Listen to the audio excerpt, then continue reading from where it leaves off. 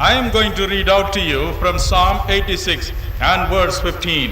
और मैं आपके लिए पढ़ने जा रहा भजन संहिता के 86 अध्याय के 15वें वचन को। Psalm 86:15. और 86:15 भजन। You, O Lord, are a God full of compassion.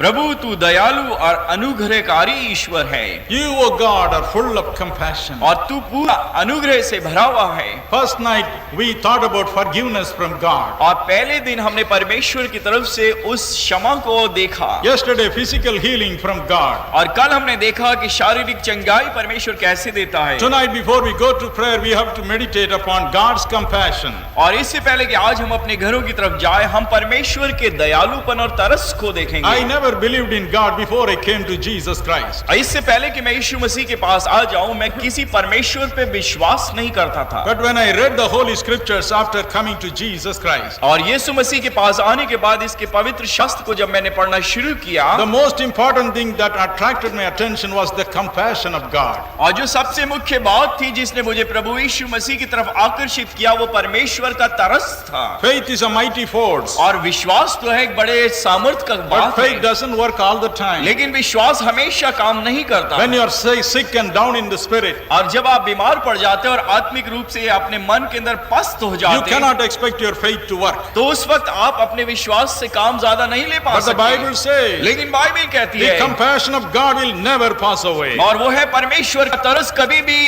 असफल नहीं हो सकता। Lamentation chapter 3, 22 and 23 say, विलाप गीत 3, 22 और 23 में यूं लिखा है, His compassions never pass away. और वहां लिखा उसका जो तरस है कभी भी असफल नहीं That is होता। why we are not consumed. इसलिए हम नाश नहीं हो गए। My dear brothers and sisters, मेरे प्रिय भाई और when बहनों, everything fails, जब सब कुछ असफल हो जाए, when our faith fails, और जब हमारा भविष्य असफल when हो our जाए, hope fails, हमारी आशा जाती रहे, God's compassion shall never fail. मैं आपको बता दूं परमेश्वर का तरस कभी भी असफल We नहीं will still होगा, cling on to His और compassion. इसलिए उसके तरस के साथ हम लिपटे रहेंगे। 1 Corinthians chapter 12, 13 and verse 8 says, पहला कुरिन्थियों 12 अध्याय उसके 8वें वचन में लिखा है, God's love never fails. परमेश्वर का प्रेम कभी भी असफल नहीं हो Yes, सकता। we shall all the time depend on His compassion and His love. और हाँ, हमेशा हम परमेश्वर के प्रेम और उसके तरस के ऊपर आसरा लगाए रहेंगे। One day God said, Moses, my prophet, I will reveal my name to you. एक दिन परमेश्वर ने मूसा अपने दास से कहा कि मैं अपने नाम को तुझ पे प्रकट करूंगा। What did He say? उसने क्या कहा?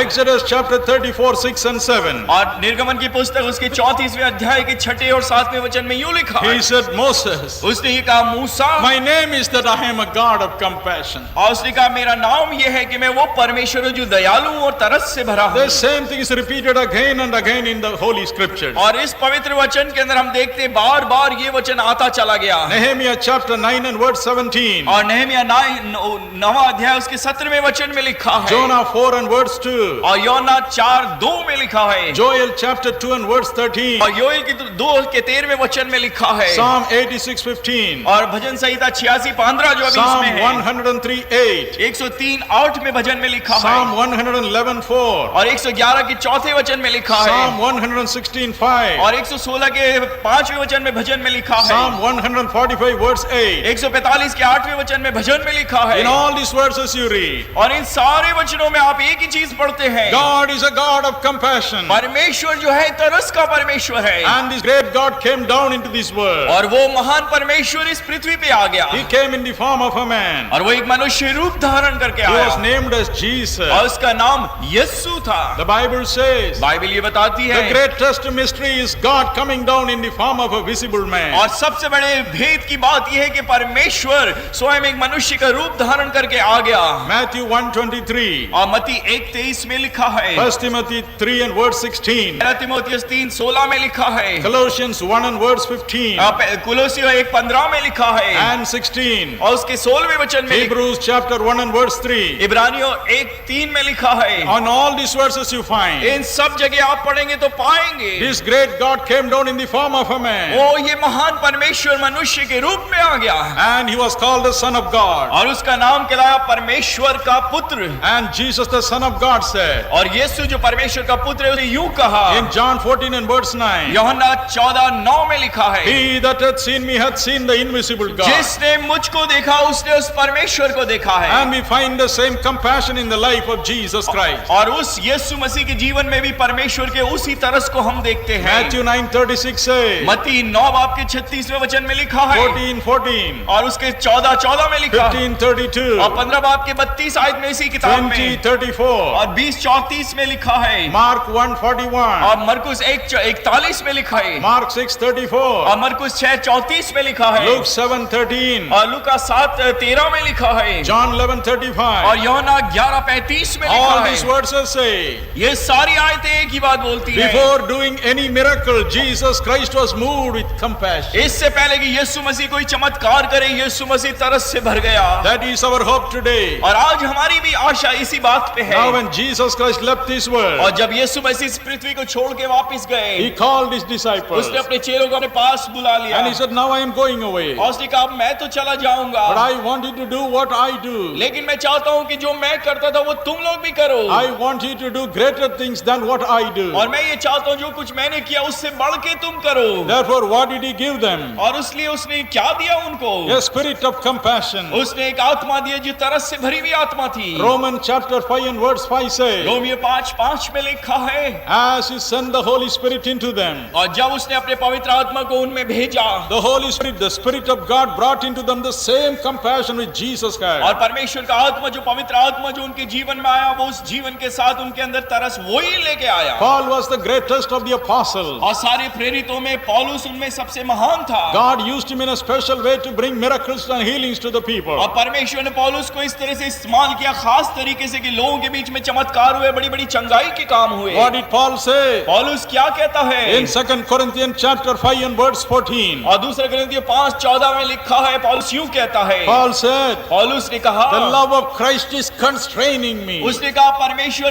का मसीह का प्रेम मुझे मजबूर करता The है। compassion of Christ is consuming me. और मेरे को जो परमेश्वर का तरस है वो मुझे मजबूर करता है। That is why I am ministering for him like this. और इसलिए मैं उस परमेश्वर की सेवा इस तरीके से कर रहा हूँ। My dear brothers and मेरे sisters, प्रिय भाई और बहनों, any man if he has to be used by God, he must be filled with the spirit of compassion. अगर कोई इंसान ये चाहे कि परमेश्वर उस इंसान को इस्तेमाल करे तो उससे पहले जरूरी ये है कि परमेश्वर के तरस से वो भर I जाए। gave my heart to Christ when I was just 20 years old. और जब मैं 20 वर्ष का था मैंने अपना दिल, अपना जीवन परमेश्वर को दे दिया।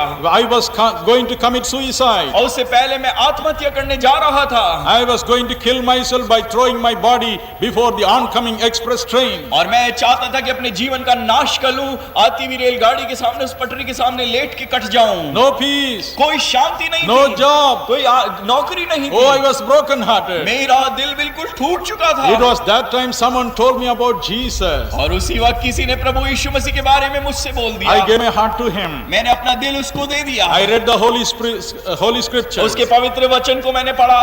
I was compelled to follow him all the more when I read about his compassion. और जब उसके तरस को मैं पढ़ता गया तो मैं और उसके पीछे पीछे चलता A गया। great desire came into my heart. और मेरे दिल में एक बड़ी इच्छा पैदा हुई I must be a true disciple of Jesus Christ. कि मुझको सचमुच में ये होना चाहिए कि मैं यीशु मसीह का सच्चा चेला बन I जाऊं। cried for his power.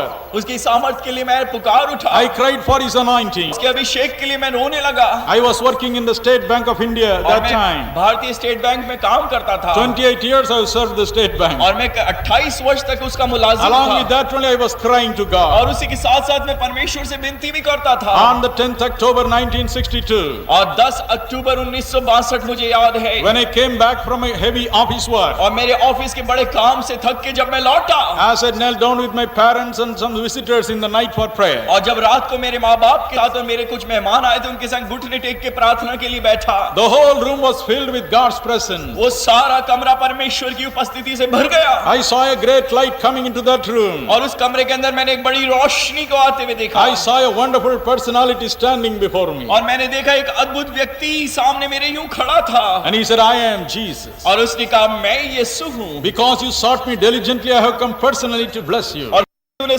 से गंभीर मेरी खोज करी, इसलिए मैं तेरे से मिलने आया हूँ। 3 hours I was in his presence. मैं उसकी उपस्थिति में 3 घंटे लगातार रहा 3 hours he talked to me. और वो यीशु मुझसे 3 घंटे बोलता He रहा। talked to me about my past. मेरे गुजरे जीवन के बारे में यीशु ने मुझसे बात He की talked to me about my future. और मेरे भविष्य के बारे में यीशु ने मुझसे बात की Finally he told me, और अंत में उसने मुझसे कहा I am going to give you the spirit of compassion. कि मैं तुझको आत्मा दूंगा जो तरस से भरी हुई आत्मा है। I am filling you with my spirit of compassion.